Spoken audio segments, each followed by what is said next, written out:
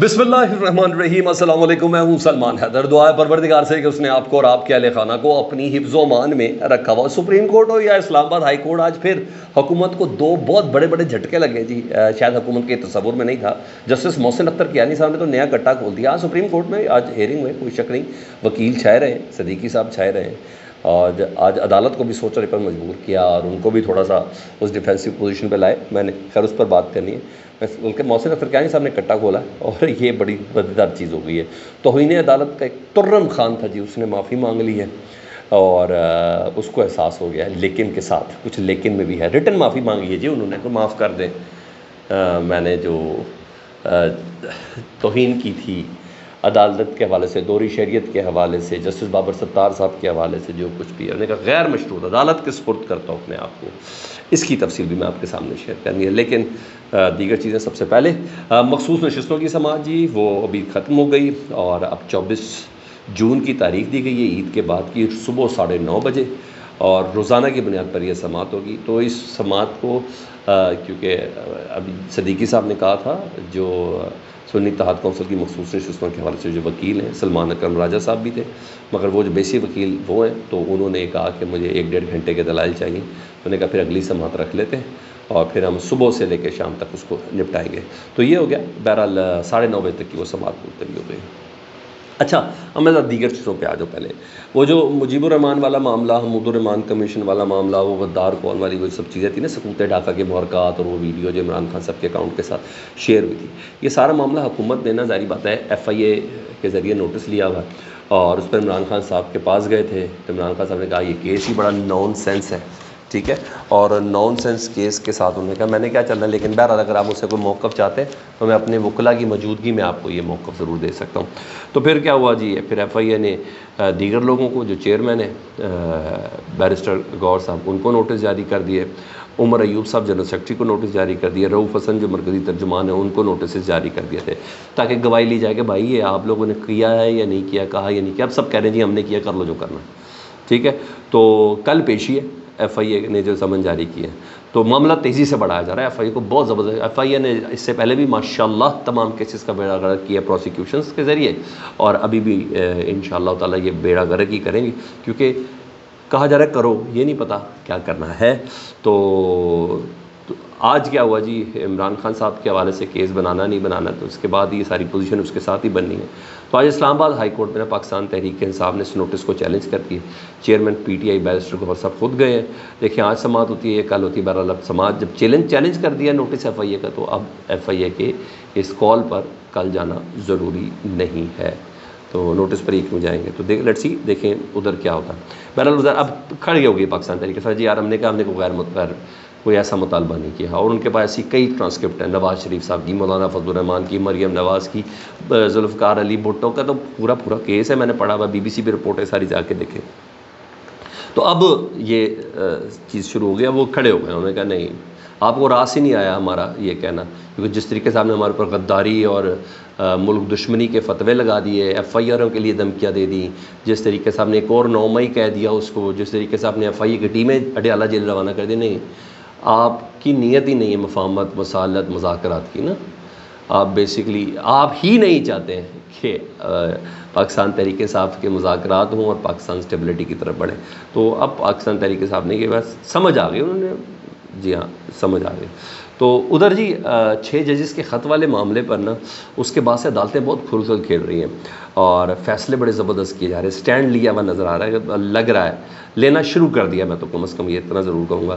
Local body election والا معاملہ تھا، اس پہ سپریم کورٹ کے بھی احکامات آ چکے تھے، اسلام آباد ہائی کورٹ کے احکامات بھی آ چکے تھے، لیکن اس کے باوجود یہ بلدیاتی الیکشن اسلام آباد میں نہیں کرائے جا رہے تھے نا، ایون PDM 1 سے یہ چل رہا ہے، ٹھیک ہے، وہ کرائے نہیں جا رہے تھے۔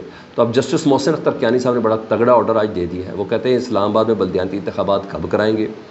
اسلام آباد ہائی کورٹ نے 10 جولائی تک جی، تقریباً 1 مہینہ 4 دن کا ٹائم دے دیا، 10 جولائی تک حکومت اور الیکشن کمیشن جو ہے وہ تاریخ دے کہ اسلام آباد میں لوکل گورنمنٹ الیکشن کیا کرائے جا رہے ہیں، کب کرائے جا رہے ہیں۔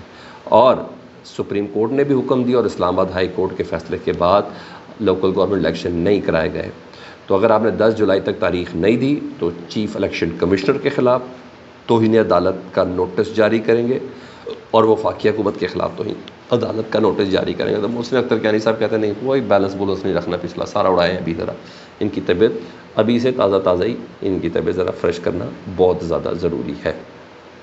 ٹھیک ہے, بہرحال تاریخ دے دی انہوں نے, اور ورنہ کے ساتھ لگ رہا ہے. تو اب لگتا ہے عدالتیں فیصلہ کرنے میں اب آزاد نظر آ رہی ہیں. ٹھیک ہے, جس طریقے سے وہ چل رہا ہے. ادھر اسلام آباد کی آپ کو پتہ 3 نشستوں کا معاملہ ہے, اور جن پر خطرہ منڈلا رہا ہے. نون لیگ کو پتہ ہے یہ تینوں ایم این ایز فارغ ہونے جا رہے ہیں. ایم این ایز کو بھی خود بھی پتہ ہے کہ تینوں فارغ ہونے جا رہے ہیں. تو اس لیے تینوں نے الیکشن کمیشن میں ٹریبونل کو چیلنج کر دیا جسٹس جہانگیر صاحب کا. اور کیونکہ انہوں نے عدالت نے کہا تھا آپ فارم 45 دیں, وہ فارم 45 دینے کی بجائے نا, کیونکہ ان کا فارم 45 ہی 2 نمبر ہے, انہوں نے کہا فارم 45 دینے کی بجائے وہ پہنچ گئے الیکشن کمیشن نے کہا جی ہمیں ڈر لگتا ہے جی اس ٹریبونل سے. انہوں نے کہا کیا ڈر لگتا ہے؟ انہوں نے کہا جج صاحب کہتے ہیں, چیف الیکشن کمیشنر صاحب نے سنا ہے, انہوں نے کہا کیا کہتے ہیں جی؟ وہ کہتے ہیں کہ ہم آپ کو جیل بھیج دیں گے. تو چیف الیکشن کمشنر صاحب کہتے ہیں حالانکہ صاحب کہتے ہیں کہ بھائی آپ نے کچھ غلط ہی نہیں کیا, کیونکہ انہوں نے تھوڑی غلط کیا, غلط تو جنہوں نے کیا ہے انہوں نے کیا ہے, اور الیکشن کمیشن کو بہت اچھے سے پتہ ہے, الیکشن کمیشن ہی کو تو پتہ ہے. تو لکھا آپ کو جیل کا کس قسم کا ڈر ہے.